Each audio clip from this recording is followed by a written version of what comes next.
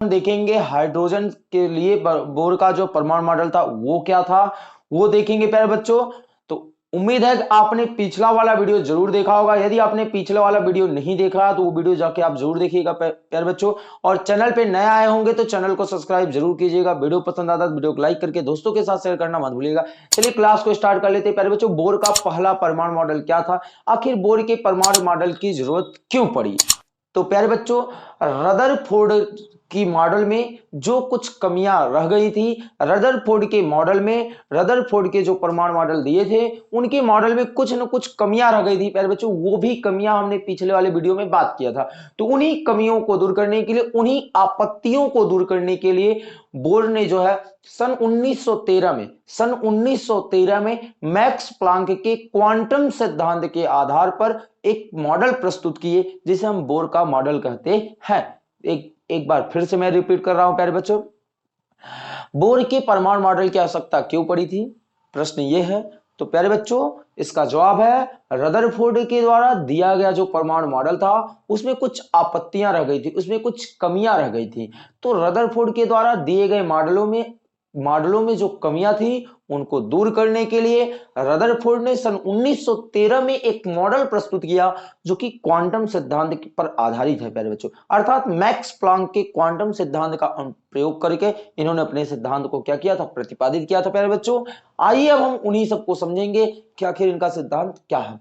सबसे पहला सिद्धांत था प्यारे बच्चों कि बोर ने बताया कि जो इलेक्ट्रॉन जो होता है वो नाभिक के चारों तरफ या परमाणु के अंदर एक निश्चित कक्षाओं में चक्कर लगाता है। वह सभी कक्षाओं में चक्कर नहीं लगाता है प्यारे बच्चों, और चक्कर लगाने के दौरान वह अपनी ऊर्जा को खोता नहीं है। यह उनका सबसे पहला कथन था। यहां लिखा गया प्यारे बच्चों कि इलेक्ट्रॉन लगातार बिना ऊर्जा खोए, अर्थात इलेक्ट्रॉन की ऊर्जा में कोई लॉस नहीं हो रहा था प्यारे बच्चों। यानी कहने का मतलब है कि अगर इलेक्ट्रॉन इस कक्षा में घूम रहा है तो इलेक्ट्रॉन इस कक्षा में घूम रहा है तो बोर भैया बताए कि इलेक्ट्रॉन इस कक्षा में घूमता रहेगा परंतु यह अपने ऊर्जा को खोता नहीं है।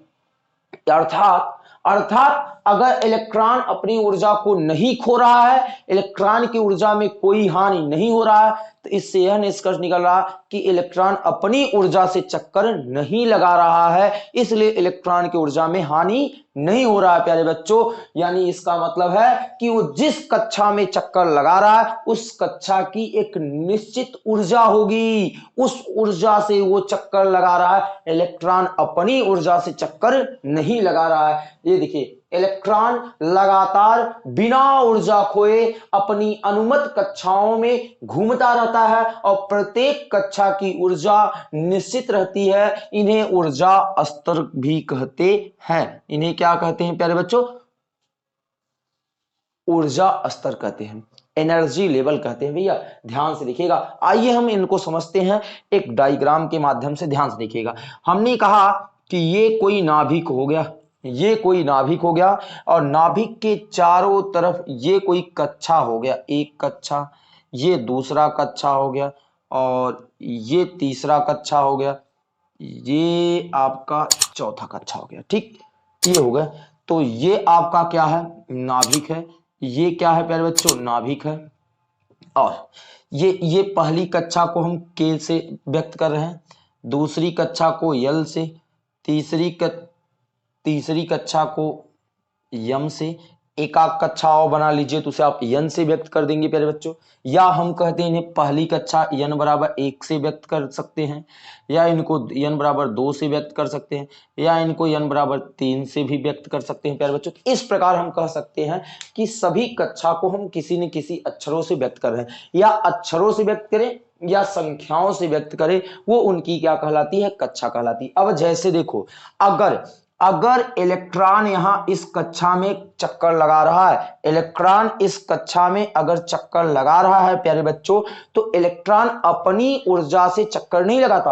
अर्थात इलेक्ट्रॉन अगर इस कक्षा में चक्कर लगा रहा है तो इलेक्ट्रॉन की ऊर्जा में कोई लॉस नहीं होता। ये बोर ने बताया था कि इलेक्ट्रॉन लगातार बिना ऊर्जा खोए अपनी अनुमत कक्षाओं में क्या करता रहता है? चक्कर लगाता रहता है और प्रत्येक कक्षा की जो ऊर्जा लेवल होती है, प्रत्येक कक्षा की जो एनर्जी का लेवल होता है वो प्यारे बच्चों सबकी निश्चित होती है। ये इन्होंने पहला कथन बताया था, ध्यान से देखिएगा। और उन ऊर्जा स्तरों को हम K11 से व्यक्त करते हैं या 1 2 3 4 करके व्यक्त करते हैं। क्या इतनी बात आपकी क्लियर हो गई? सबसे पहली बात समझ में आई? तो पहली बात समझ में आई। तो प्यारे बच्चों अब हम बात करेंगे सेकंड कथन की। इन्होंने सेकंड कथन क्या कहा था? तो बोले थे कि इलेक्ट्रॉन केवल उन्हीं कक्षाओं में घूम सकता है, इलेक्ट्रॉन केवल उन्हीं कक्षाओं में घूम सकता है जिनका कोणीय संवेग NH/2 हो, जिनका कोणीय संवेग क्या हो प्यारे बच्चों? NH/2। यानी कहने का मतलब है कि इलेक्ट्रॉन सभी कक्षाओं में नहीं घूमता, सिर्फ उन्हीं कक्षाओं में घूमेगा जिन कक्षा का कोणीय संवेग NH/2 का क्या हो? पूर्ण गुणक हो प्यारे बच्चों। केवल उन्हीं कक्षाओं में इलेक्ट्रॉन घूम सकता है, अन्यथा किसी भी कक्षाओं में नहीं घूमेगा। यानी कहने का मतलब है भैया इलेक्ट्रॉन का कोणीय संवेग होता है m इंटू वी इंटू क्या हो जाएगा प्यारे बच्चों? R। तो ध्यान से देखिएगा, अगर हम यनवे कक्षा की बात करेंगे तो यहाँ यन लग जाएगा, बराबर क्या हो जाएगा? NH अपान क्या हो जाएगा? 2 ये रहा किसी भी कक्षा के कोणीय संवेग का व्यंजक। ध्यान से देखिएगा। अब हम बात करते हैं जहां यन क्या है, यन बराबर 1 2 3 4 डॉट डॉट कर सकते हैं। यन को हम क्या कह सकते हैं प्यारे बच्चों? पूर्णांक कह सकते हैं। यन यहाँ पर क्या है? पूर्णांक है। ध्यान से देखिएगा, यन क्या है आपका प्यारे बच्चों? पूर्णांक है। और h क्या है? प्लांक नियतांक है। h क्या है? प्लांक नियतांक है, जिसकी वैल्यू 6.62 गुणित 10 घाते -34 होता है। ठीक, इतनी बात आपकी क्लियर हुई? यानी कहने का मतलब है कि अगर आपको लग रहा होगा कि इलेक्ट्रॉन इन सभी कक्षाओं में संक्रमण करता, इन सभी कक्षाओं में घूम सकता है, तो भैया केवल उन्हीं कक्षाओं में घूमेगा जिन कक्षाओं का ये कोणीय संवेग क्या होगा? NH/2 होगा। ठीक, क्या इतनी बात आपकी क्लियर हुई प्यारे बच्चों?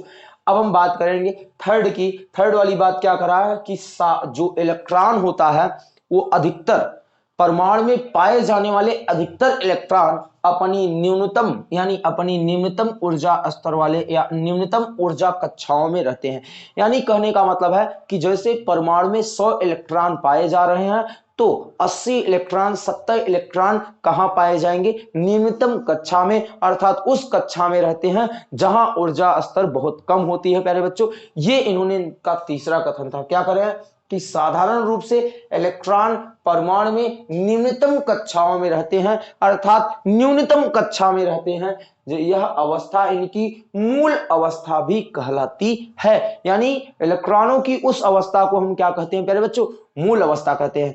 भैया आप ऐसे समझो कि भारत में अगर 100 इंसान, अगर आप शहर गए, आप मुंबई गए, वहां 100 व्यक्ति रह रहे होंगे, तो 100 व्यक्ति में से कोई 8 ही 10 व्यक्ति जो है अच्छे पोजीशन पे रह रहा होगा। बाकी सभी लोग तो अपनी मूल कक्षा यानी जहां कम कम हो वहां पर रहते हैं ना प्यारे बच्चों।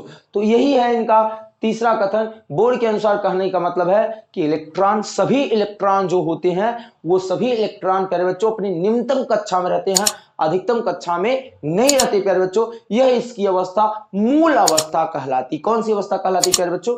मूल अवस्था कहलाती है। एक बात ध्यान से देखिएगा, जब कभी ऐसी स्थिति आती है कि परमाणु को कहीं से ऊर्जा दी जाए, परमाणु के ऊपर से बाहर से ऊर्जा आरोपित किया जाए, तो ये जो मूल अवस्था के इलेक्ट्रॉन रहते हैं ये ऊर्जा पा जाते हैं प्यारे बच्चों। ध्यान से देखिएगा, ये जो मूल अवस्था का, 1 मिनट, ये हमने नाभिक मान लिया, ये इलेक्ट्रॉन मान लिए, नाभिक ये मूल अवस्था हो गई, और ये इनकी उच्च ऊर्जा का स्तर हो गया। एक स्तर और बना लेते हैं, ध्यान से देखना। अब क्या होता है कि जब इलेक्ट्रॉन बाहर से ऊर्जा पा जाता है, जब इलेक्ट्रॉन बाहर से ऊर्जा पाता है प्यारे बच्चों, तो ये उच्च ऊर्जा वाले कक्षा में क्या होता है? चला जाता है।